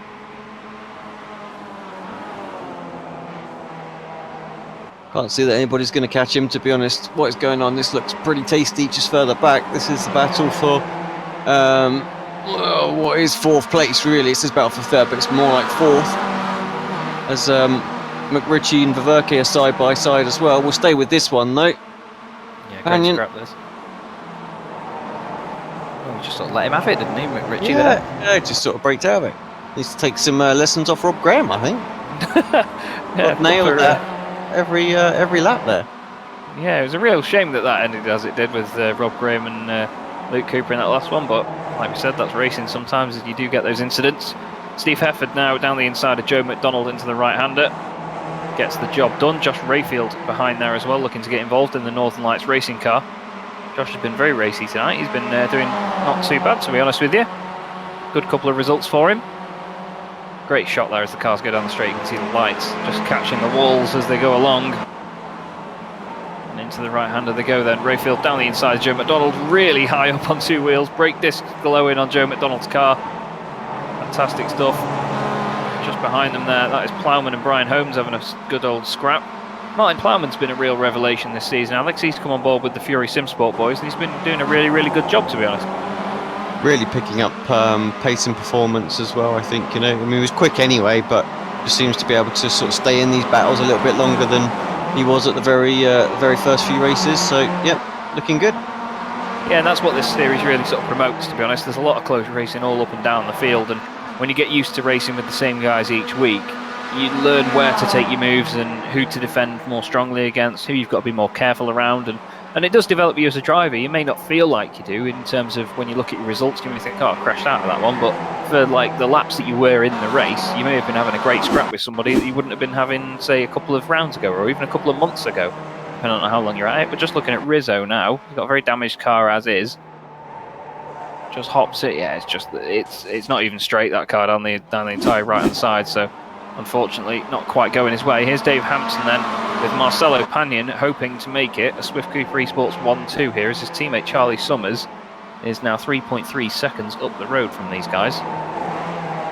Dave is really going to have to fly the flag here for SimLab. The next car in that team further down is Steve Hefford in 7th. He's gained 7 places so far though. His teammate Jamie Ayres has gained 18.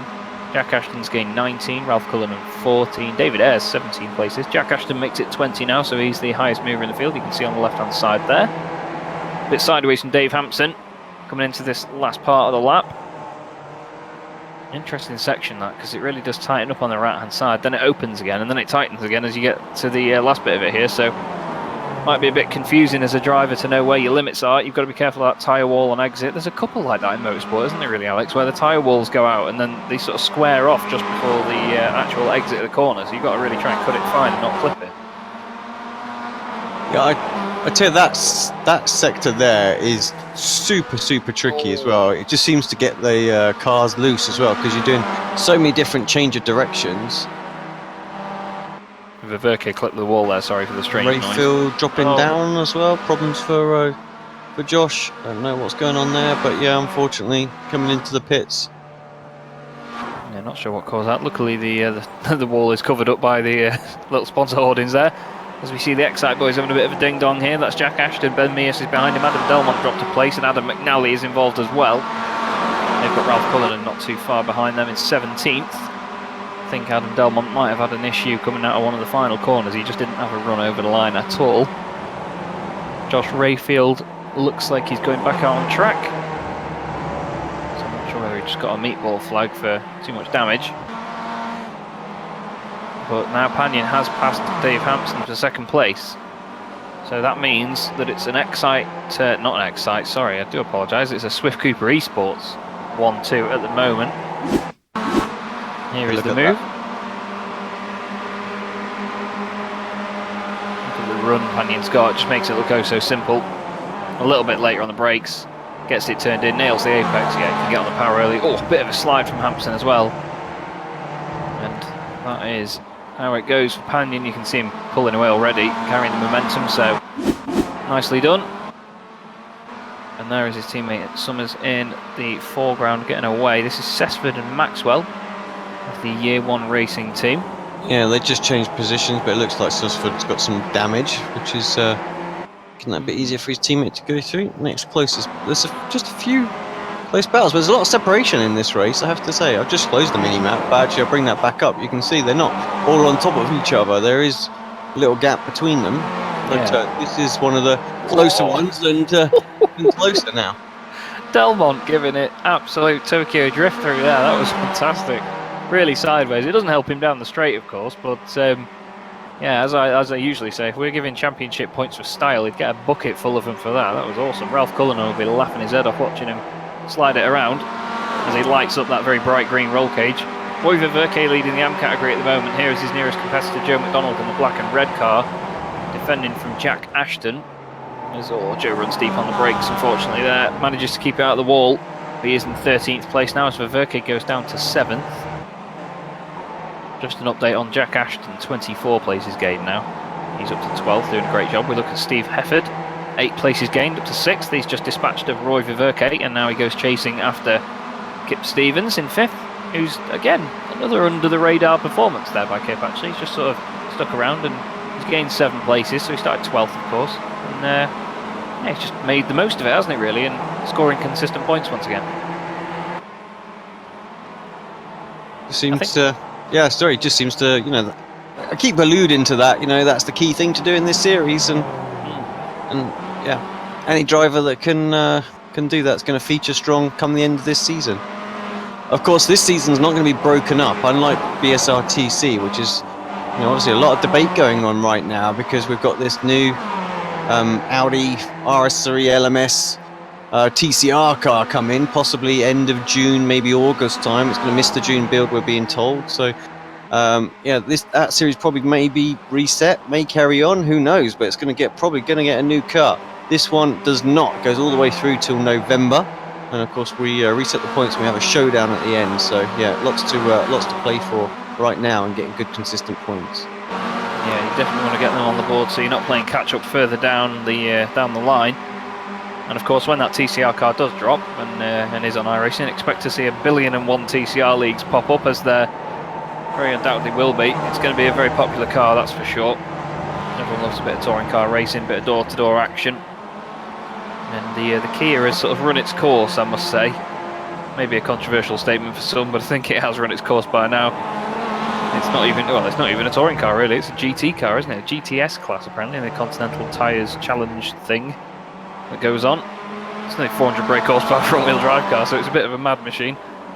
But Adam McNally has lost a place to Ralph Cullinan here actually, Alex, and his teammate Delmont clipping the wall again.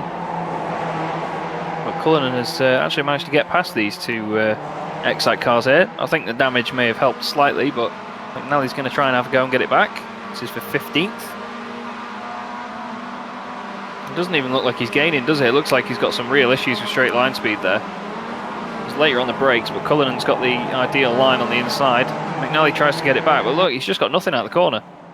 Yeah, definitely a lot of front end damage on that, and I think that's what's affecting him there, just killing that. He's actually got some rear damage as well, so yeah, he must have hit the wall pretty hard on a car ahead or behind or something like that when we had that Constantino on lap 1.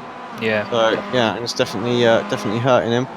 Kip Stevens, we haven't mentioned him too much about being at the front today, but here he is, having a battle for 5th and 6th place right now. He's losing out to Holmes. Surprised, Holmes is a very, very quick driver. Behind him is Ververke. They want to try and stay ahead of him. Get some honours, obviously. Roy obviously leading in the AM Championship at the moment. Well, not sorry, AM Championship, but the AM class. Yeah, he's doing a fine job of it as well, is Roy. He's another one that just consistently scores points. He's let Plowman through there. Ashley Beard is on his case as well. And he's got Jamie Ayres, but he's playing the long game here. He knows that he's going to get more points than some of the other AMs. Of course, his teammate Benjamin Mears is second in the AM category, 13th, and it's Joe McDonald. So he didn't have to worry too much about Benjamin catching up and overtaking him. So they've got a couple of laps left, but that has meant now that Plowman has been released to go and chase down Kip Stevens if he can do so. But Stevens hasn't dropped off here from Brian Holmes that much, to be fair. Like I say, Brian is a very, very quick driver, nearly 5,500 I rating. And Kip himself is 3,000, so is Plowman. Beard is 3.9. You can see this on the battle map there, and the battle box, sorry. And if you don't know what I rating is, basically that is the sort of measure of how quick you are, but that's only applicable in official sessions that you do through iRacing. This is of course a league that is organised by these guys, so this does not affect your I rating or safety rating. But iRating is sort of a measure just to see how quick you are, essentially. It's usually a 4-digit number. Charlie Summers nearly 6,000, and I did not know that Marcelo Pagnon was nearly 8,500 I rating. That's very impressive. That shows why he's so quick. But you do often find, Alex, I mean, you've probably seen this in leagues yourself as well, that you do find people that don't really do a lot of official stuff. So they'll be like 2,000 I rating, but they'll be some of the quickest guys on the service. It's I tell you, there's a lot of drivers that have done this series that have got a serious higher I rating that you just don't realise, you know. So 8.4k, I mean that is crazy high. So yeah, that's I mean he is GT World Championship driver if I'm not mistaken, isn't he? So I did not know that. yeah, I think so. Well, I say that it's shown as A 8.4. But I do remember last season, I think it was W, so perhaps he's lost his license or something like that, or give up on it or something like that. But he was at one point a black stripe driver as well. So yeah, that's fair enough then. Well, anyone that doesn't know as well, black stripe refers to the Pro World Championship licenses. As Pagnon goes to the race lead, Summers obviously succumbing to the superior I rating of Marcelo Pagnon. Now that we can say that. But yeah, you get a black rated license basically that's Pro World Championship licence if you're some of the top iRacers in the world. As Panion a bit out of shape there. He's got a real drift on the go there. Wow. There's some style points for you. But yeah, Marcelo really showing us how it's done there with car control. Has he? Oh, I thought he might have got disqualified for clipping the wall or something then, but he didn't. He didn't clip it. It seems it just his connection just blipping for a second. Dave Hampson holding on in third though. Alex, he'll be happy with the points that he's going to get from this one, surely. Yeah, let's bring him up. Just he's still in the slipstream, but yeah, exactly. He'll be dead chuffed with that. Simlab need all the good points. Swift Cooper bouncing back after what was a good run from Excite in the last race as well. So first and fourth race been very, very strong. What's going on here? Oh, that's Jamie Ayres sideways with Beard and Ashton behind him. Don't hit each other, guys. Yeah, I don't know how he saved that. That was like 45 degrees minimum. That was Jamie Ayres then. I think the wall straightened him up, if anything. I'm not sure whether he made contact with some of them beforehand or whether he clipped the curb. It's very difficult to judge from what we saw, but he's carrying on. Jack Ashton giving everything over the grass there. The very little amount of grass that there is around Belle Isle. Oh, Ayres smacks the wall, kills his momentum. Ashton to the inside, there's a bit of contact. Jamie Ayres just scrapes the wall again on the outside. But Ashton, to be fair, he did get alongside, and Beard's going to get the run now, and we'll see who's got more damage out of these pair, because the back of Beard's car is pretty damaged. Jamie Ayres is now going to have a very damaged front left corner of that. You can see the little reflectors on these cars as well. Great little addition that iRacing have put in since these cars have gone under the lights. That is Stevens ploughing into the black of Ploughman. As they go through the last couple of corners here, it looks like Marcelo Panion is going to get the job done. It's going to be a Swift Cooper Esports 1-2 for Marcelo Panion and Dave Hampson. Not Dave Hampson, it's wrong team. Charlie Summers. I do apologise, boys. That was the moment to get it right, and I didn't do it. Dave Hampson, though, is going to be happy in third place. There is James McRitchie. He has very sneakily kept his fourth place. Across the line he goes, and you can see Brian Holmes. I'm not doing very well at this. Brian Holmes sort of preemptively celebrating left and right there. Kip Stevens finishes 6th behind Martin Ploughman. Ashley Beard there rounding out your top 10. He finishes behind Jamie Ayres after that last few laps worth of battling. There's McNally and Delmont still can't get past Ralph Cullinan. They're still having a scrap amongst themselves as well. His team manager saying, let me have it, and he's saying, not in your life, stay behind me, don't hit me, don't disqualify me. And across the line they go. Ralph Cullinan on the brakes, and well, there you go, that's that. Now they nailed him. McNally showing his discontent there with what's gone on. Carl Hardy about to cross the line, 22nd place for Result Clothing, just finishing behind Andy Maxwell. And yeah, the light has really dropped here. Carl Hardy puts it in the wall as well, showing some sort of discontent. And that's usually one of the funniest things to do, to be fair, on when we do these broadcasts, is to actually watch the drivers come across the line and just plough it into a wall. And you can't do that in real life, so if you got the chance to do it, just get the car back to the pits, smash it into a barrier. People do that in when we did the Chaslington Touring Car Championship last night. Obviously it's in rally cars, but we turned the damage off, so the guys, as they came to turn one at Barber last night, it was an absolute mess in the gravel trap. Oh, I bet it was. It's always good fun to watch. Always good fun to see the guys just going, oh well, that's that done with. But very impressive drive by Marcelo Panion then. He gained 9 places, starting from 10th and took the race win. And for the final time tonight, we will bring you the full results from the 4th race in round 11 of the BSR MX5 Pro Series. Marcelo Panion takes the win there from Charlie Summers, his teammate. Great 1-2 for those boys. Dave Hampson 3rd, James McRitchie in 4th, Martin Ploughman 5th ahead of Kip Stevens. Brian Holmes is 7th with Jack Ashton in 8th, Jamie Ayres 9th, and Ashley Beard in 10th. Roy Viverke wins the AM category for Team Auto McNock Hill. Steve Hefford is 12th, and Roy Viverke's teammate Ben Mears is in 13th in the number 13 car. Joe McDonald rounds out the podium in the AM class with Ralph Cullinan 15th. Adam Delmont is 16th, Adam McNally is 17th, with Max Wright in 18th place in the number 99 car. Scott Malcolm is 19th with David Ayres in 20th. Then it's Andy Maxwell and Carl Hardy, 21st and 22nd. Luke Cooper, 23rd, so another poor result for him, unfortunately, there. Alex Perkis, just over a minute down in 24th. Graham Sessford, 25th, with Alex River in 26th. And the cars a lap down or more are Cesario Rizzo, Mick Barry, Josh Rayfield, Jeroen Ursum, Steve Cooley, Anthony Ainsworth, Rob Graham, Craig Cameron, Jason Cooper, and Billy Rose, who were caught up in that first lap incident. And the last couple that we should have at the bottom of the time, if we still had the full 39, we did. It's Gregory Ranks, Peter Van Gool, and Stuart Dick. Another poor performance there with another incident, unfortunately, for him. So while he did get the pole, Alex, it's been a night to forget for him. Yeah, a couple of shockers where, like I say, he had good, strong position and didn't quite deliver. Real shame to see, but hopefully he'll pick himself up, get back on it next week, and absolutely smash out the results. And, well, these guys don't give up, do they? Let's face it. We see them week in, week out, giving it everything. So hopefully we'll see them next time round. It is the time of the evening that we usually come to where I forget what track we're at next week, and where we start doing some interviews. And, of course, it wouldn't be an interview on the Tuesday night in the BSR MX5 Pro Series without speaking to Excite Energy iRacing team manager Adam McNally. Adam, welcome to the booth. How are you doing? You all right? Evening, guys. How's it going? Good night for the team? Yeah, it looked like a good one. Seemed like they got in a lot of scraps, but those Swift Cooper Esports boys, I hate to mention them, but they were on fire again, weren't they? Definitely qualifying times again. Top, I think they set the pole, didn't they? I don't know. I was banned from qualifying, so. Well, you've been a naughty boy, have you? Aye, there's something along them lines. Well, you say that either way, though. Good night for the team, though. Did they enjoy getting the results out there? Yeah, I had a great night, as I said, for the team. We've had some really strong finishes. Only Jack in race 3 had a DNF, but some really good points. Bry's drive in race 3 to get the second. Jack's drive at race 4 they get from 36 to 8th.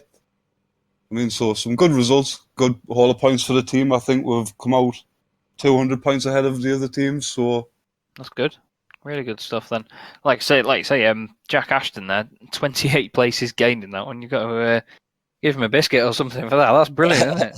Oh, definitely. I mean, especially on a track like this, it's so hard to make up places. Yeah. Well, that's what we were saying all night, really. The racing actually seemed quite tame from our perspective anyway. I mean, in a cockpit it may be a different story, but did you feel that because of the lack of overtaking in certain parts, it was a bit more of a tame evening? Yeah, it really was. I think people thought about the moves a bit more instead of just sending it every time. Would try and concentrate on the run on the out of the corner instead of into the corner, which I think made for some clean. I didn't see many crashes, but if there was, it's just the nature of a track like this. Yeah, that's it. There is that balance, isn't there? While there is more of a risk of a track blockage, for example, or an incident occurring that involves quite a lot of them, like you say, people have to think about their moves more. So, yeah, it's interesting to think about that, really, because we didn't expect it to be a clean and sort of, eventless evening, but it did sort of turn out that way, really. Oh yeah, definitely. Like I said, race 1 had that with the issue with the safety car, but apart from that, I mean, the racing's been great all night. From my view, I had a pit lane start race 2, but race 1, 3, and 4 were epic. Loved it. Is there anything else you can tell us about that safety car? Because we were a bit confused as well from where we were. It said that Alex Perkis had thrown the safety car, but we didn't know whether he had admin permissions to do so, or do you know what went on? I think it was just a mistake. I'm not sure. I think there was admin rights given to each manager just in case it was a pile-up like last night in the arms. Right. But I think it was a mistake. He pressed it, and once it's out, that's it. There's nothing you can do then to get it back in. Yeah, that's fair enough then. Well, it's interesting that came out. We were saying, Alex and I, that we don't really see them on road courses that often, so it's nice to actually see it work for once. Maybe, but not if you're trying to make up places after not being allowed to qualify. That's especially it takes up so much time out of the race. Yeah, that's very true indeed. Well, we'll have to let you go for tonight, Adam, but is there anyone you want to give a shout out to before you go? Yeah, all the usual, you guys, everyone behind the scenes, all of our drivers, Excite Energy, Premature Baby Foundation, Motorsport Days Live, LuxSim 24, and ER12 Gaming. Cracking stuff, mate. Well, good to speak to you as always, and we'll hopefully speak to you next time out, because I don't know what the next track is. Neither do I. I'll jump off as well before I have to look. Well, we'll find out. We'll speak to you next time round, mate. Cheers. Right, thank you very much. Adam McNally there. We always have to give an interview, and another one that we always enjoy speaking to is the very enthusiastic Billy Rose from Northern Lights Racing. How are we? Yeah, very good. Are you?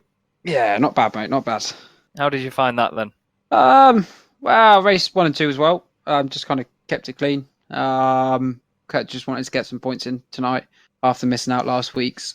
And then third race just kind of like started from the front. I was even challenging for first place. Into like I think it was the third bend. But then Alex, I don't know if you guys saw. I think you guys cut it right the last last minute. But Adam was side by side of me, and Rob Graham just rear-ended me.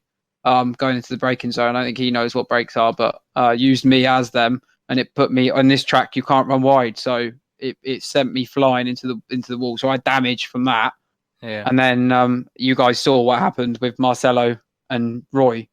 All I could hear was screeching tires, and before I knew it, a car comes literally for me was backwards, flying over the curb. It was a little bit. I was very confused. It was one of those situations where, because you haven't seen what's happened behind, you're thinking, "What the hell has just happened here?" Yeah. And it took me out. So, and then last race, I just got the car spun around by myself. So, bit of a silly mistake from me, but yeah, it was looking to be a good night. I think if I just hadn't had that, wasn't involved in that accident, but I was a bit of a sitting duck in the third race. There was nothing I could have done about that. Yeah, we were saying really that the sort of nature of the track itself. I mean, we were just saying the same to Adam McNally that while there is the risk of incidents, it actually provided more tame racing. And as Adam said, people had to think about their moves more. Do you reckon that was the case? I think we us in our chat we were talking about it. It's a great track. Don't get me wrong. I've raced it before in GT3s, and I think it's a brilliant track. For the MX5s, I think, like you say, the reason behind that tame racing and the more people having to think about their moves is because a lot of the corners don't promote overtaking. They're not. There's not many spots to overtake, so you're having to in your mind set up where you want to make your move.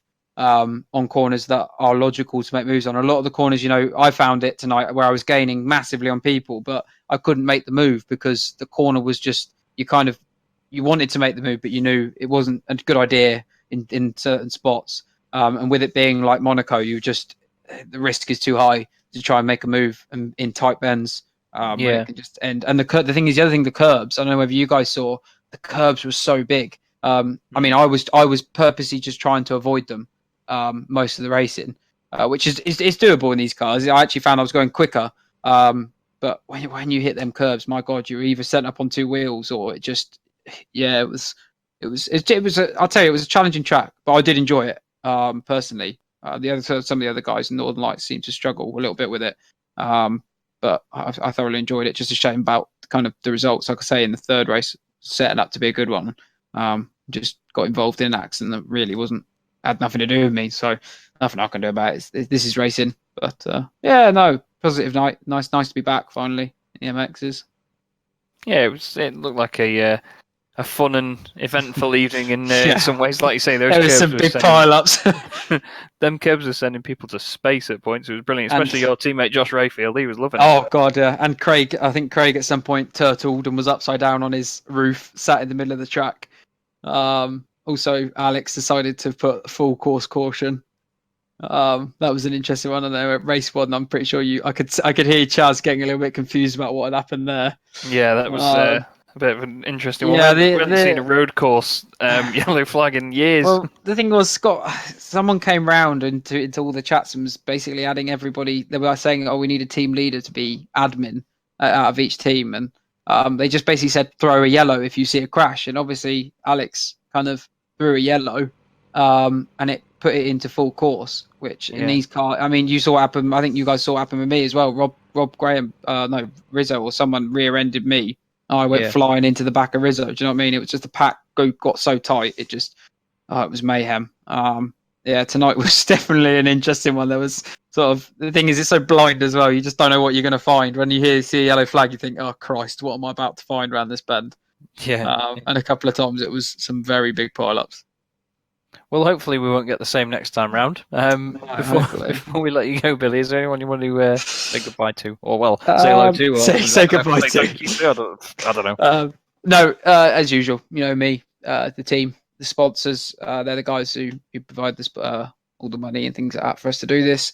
And you guys, as always, you're the guys who make this happen and make this interesting to watch. and not just a load of us going around a track crashing into each other. And also just a little thing about just a rest in peace for Nicky Lauda, to be honest. Bit of a shame we've lost one of motorsport's biggest kind of, I suppose, inspirations and things like that. So shame we heard that today, but yeah, hope we gave him a good race tonight.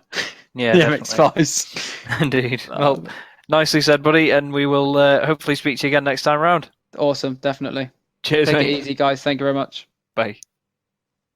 Billy Rose there, probably one of the most enthusiastic people that we ever speak to be honest, isn't he, Alex? He's brilliant. I love the fact he's in here. He's listening to the broadcast and everything. You know, just Yeah, he knows what we said better than we do. I know. Yeah, I don't even know what day it is. Just final thoughts on that one from you, mate. It was a bit of a different one to what we're used to. Yeah, I think we're always going to expect that with this circuit. I think it delivered exactly what we were expecting, to be fair. Good, some good racing out there. I actually thought we were going to see it be a little bit easier to overtake than it was. So, that made it interesting as well. People had to really work for those moves. So it's good. I like that. I just, sometimes I think these MX5s, can be a little bit easier to get the run and get by. So when it's a bit more of a challenge, I think the racing's good. Yeah, definitely. I agree with you on that one. It was certainly interesting to see how it applied. It's my first time ever watching or even loading Belle Isle into the actual sim. It was very interesting to see how it all went, and I'm actually going to be doing a couple of laps around here because while I sort of didn't like the idea of it, watching these boys go around, it looks like quite a lot of fun, to be honest. So I'll certainly be doing that. But for now, though, thank you everybody for watching. It's been an absolute pleasure for you tonight on Apex Racing TV and on the iRacing Esports Network. Alex, pleasure working with you as always, and we will see you all the same time next week at Tuesday, 8:15 p.m. in the UK for round 12 of the BSR MX5 Pro Series. Have a great evening.